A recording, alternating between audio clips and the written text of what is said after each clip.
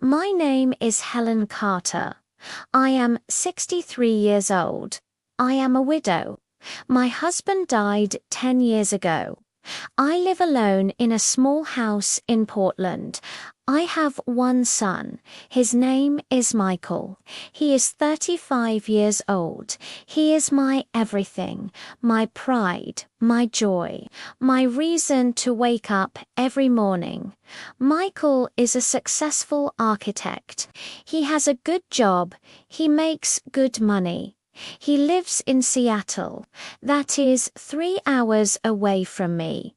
We used to talk every day. We used to visit each other every weekend. We were very close, a mother and son, best friends. But 3 months ago, everything changed.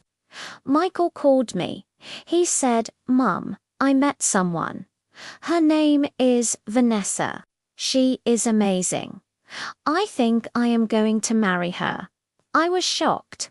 He never mentioned anyone before. I said, "Marry her? Already? How long have you known her?" He said, 6 months. I know it is fast. But Mum, she is the one. I love her. I wanted to be happy for him.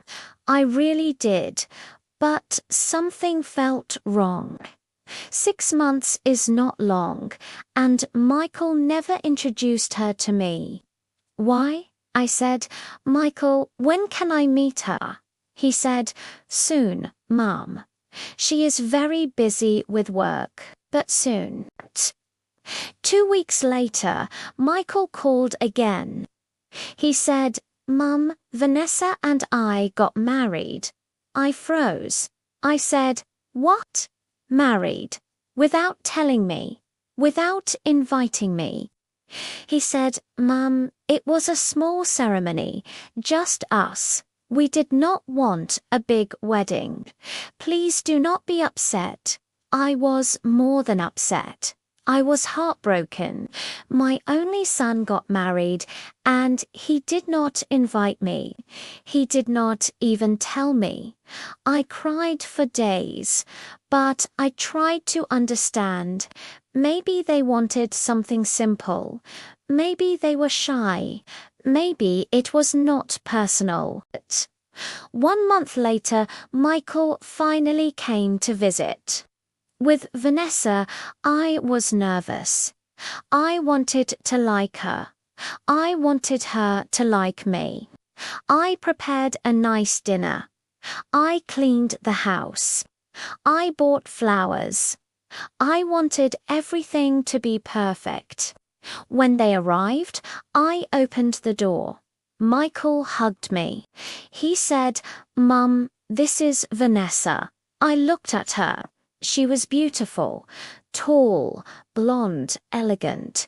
She wore expensive clothes, expensive jewelry.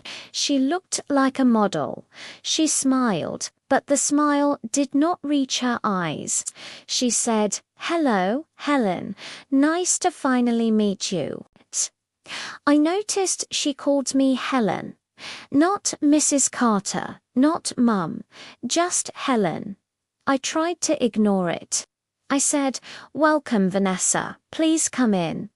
We sat in the living room. I asked questions. I tried to be friendly. "Where are you from, Vanessa?" She said, "New York." I said, "What do you do for work?" She said, "I am a consultant." I said, "Oh, what kind?" She said, "Business, strategy. Things like that." But her answers were short, cold. She did not ask me anything. She just looked around my house, like she was judging it, like it was not good enough. I felt uncomfortable, but I smiled. I served dinner. We sat at the table. Michael talked about work, about their new apartment, about their plans. Vanessa barely spoke. She picked at her food. She checked her phone several times. At one point I said, Vanessa, do you have family? She looked up. She said, no. My parents died when I was young. I have no siblings. I am alone. I felt bad for her. I said, I am sorry. That must be hard. She shrugged. She said, I am used to it. After dinner, Michael helped me clean the dishes. Vanessa stayed in the living room. I whispered to Michael, she seems nice, but she is very quiet. Michael smiled. He said, she is just shy, Mum. Give her time. She will warm up to you. But she did not warm up to me. Over the next 2 months, things got worse. Michael stopped calling me every day. He called once a week, then once every 2 weeks. When I called him, Vanessa always answered. She said, Michael is busy. I will tell him you called, but he never called back. One day, I decided to visit them. I drove 3 hours to Seattle. I did not tell them I was coming. I wanted to surprise Michael. I arrived at their apartment building. It was a fancy building, very expensive. I went to their floor. I knocked on the door. Vanessa opened it. She looked annoyed. She said, Helen, what are you doing here? I said, I came to visit Michael.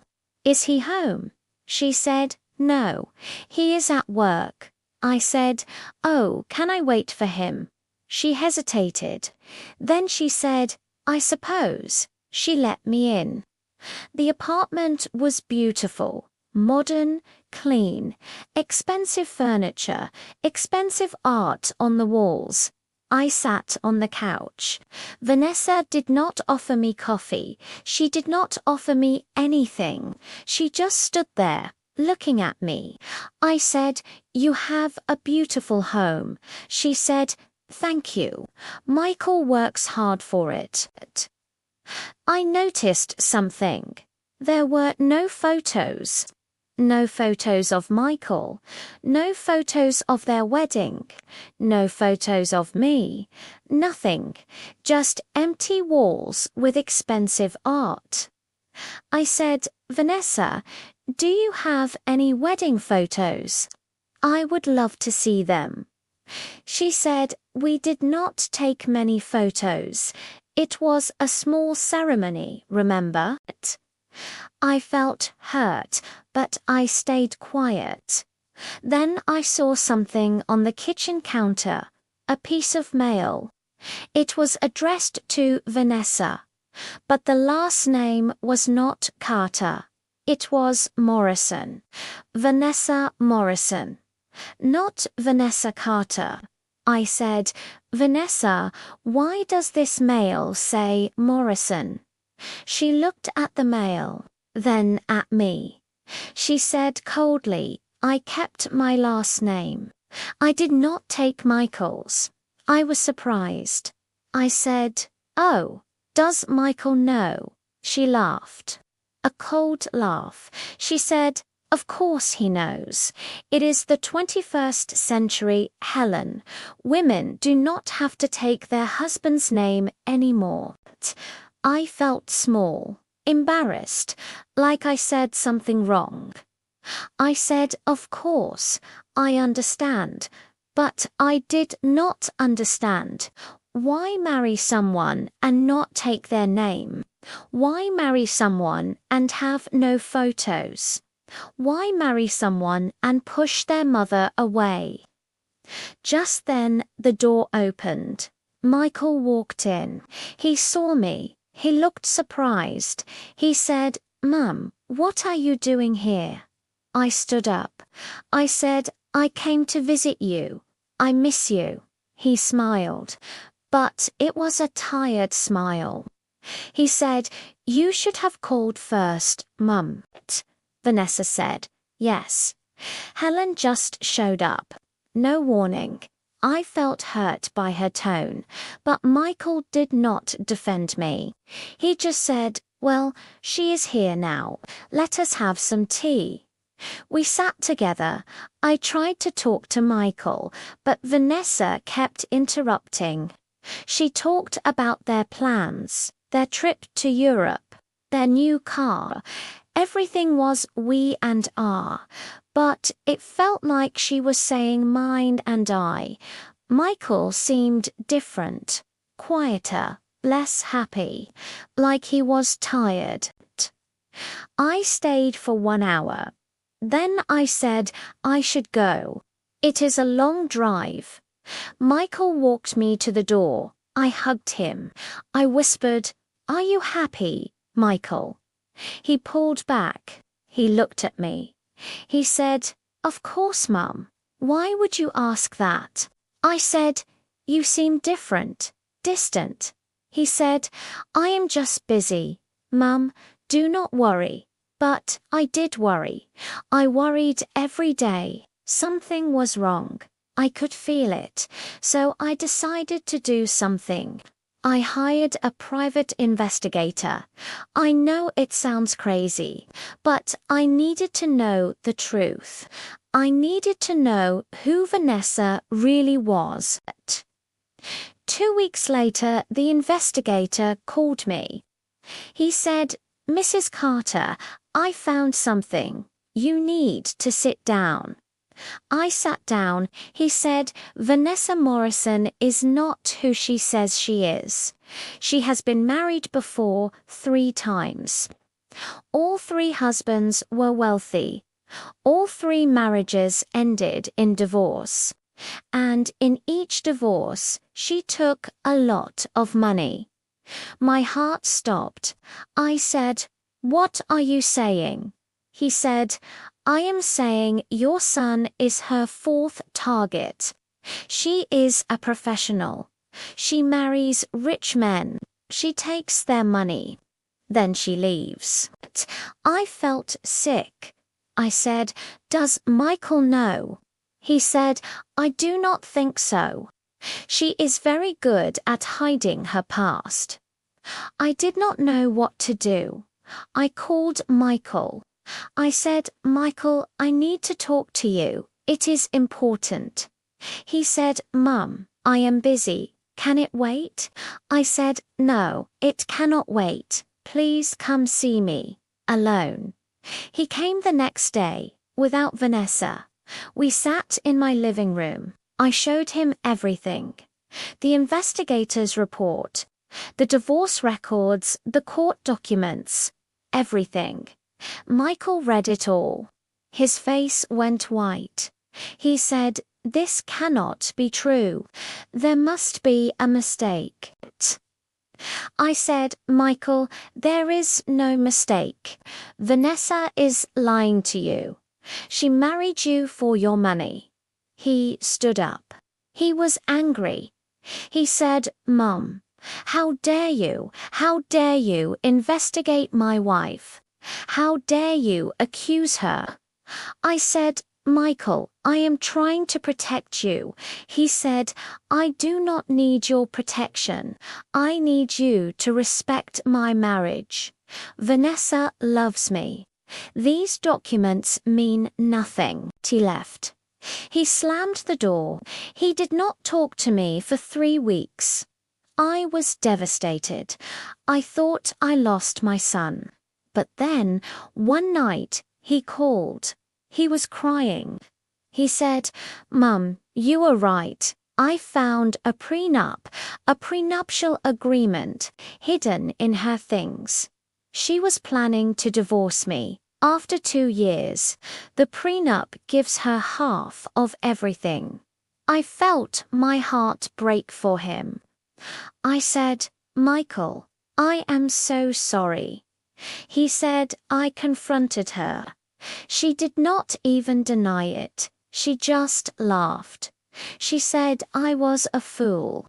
She said all men are fools." Then she left. She took her things and left. Michael came home. To my house. He stayed with me for 2 months. He was broken, depressed.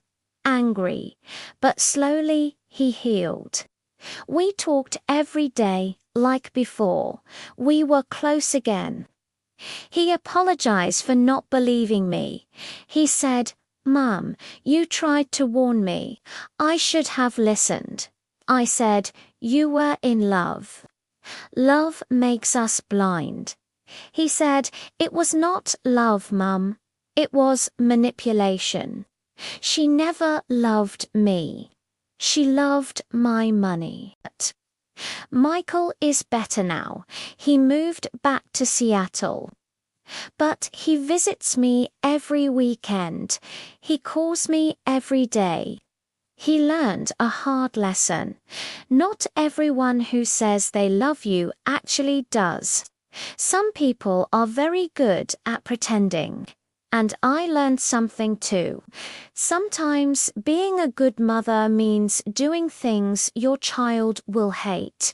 Sometimes it means being the bad guy. Because love is not just about support. It is also about protection. Michael is single now, and I am okay with that. He will find love again. Real love. When he is ready. And next time, I will meet her properly. I will get to know her. And if something feels wrong, I will speak up. Because that is what mothers do. What would you do if you discovered your child's partner was lying? Would you tell them or stay quiet? Tell me in the comments below. Where are you from? What did you think of this story?